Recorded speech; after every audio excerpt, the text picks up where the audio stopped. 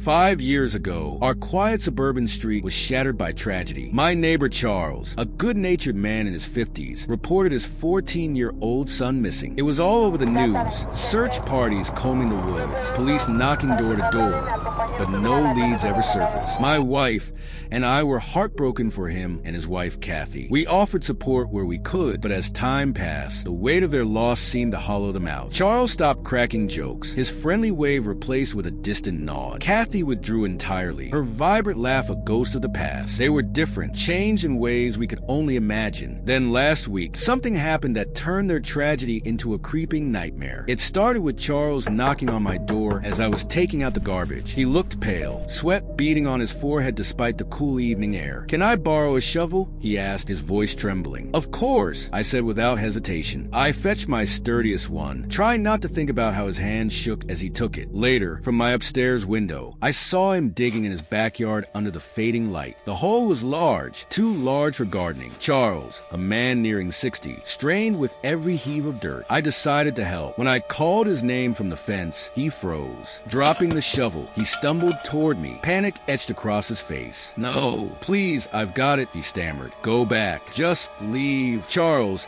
it's not a big deal," I insisted, baffled by his reaction. "I said no." He barked, his voice cracking. He pointed toward the gate like I was some unwelcome animal. Shaken, I retreated. From my window, I watched him dig until nightfall. When he finally stopped, he scanned the neighboring houses, his eyes darting to my window. Our gazes locked. My stomach twisted as I ducked behind the curtain. At 1:30 a.m., I awoke to the unmistakable clink of a shovel. My heart pounded as I crept downstairs, slipping into my yard to peer over the fence. Charles was back at the hole, shoveling frantically under the pale glow of the moon. When he disappeared into his house, I couldn't resist. I climbed the fence and approached the hole, the faint scent of damp earth hanging in the air. A corner of a black garbage bag peeked through the dirt. My breath hitched. I crouched, debating whether to reach out and touch it. Before I could decide, the sound of a door creaking froze me in place. Charles was coming back. I scrambled over the fence, just managing to hide in my yard as his flashlight swept the area. By morning, the hole was filled, the ground unnaturally smooth. His SUV was gone, parked on the street instead of the driveway. That evening, I noticed Charles at his window, staring directly into mine. He didn't flinch when I caught him. He just stood there, expressionless, before slowly lowering the blinds. I haven't confronted him. I haven't even told my wife. But I can't shake the feeling that what was buried and unearthed was his son. Or worse, something even darker. And Charles still hasn't returned my shovel.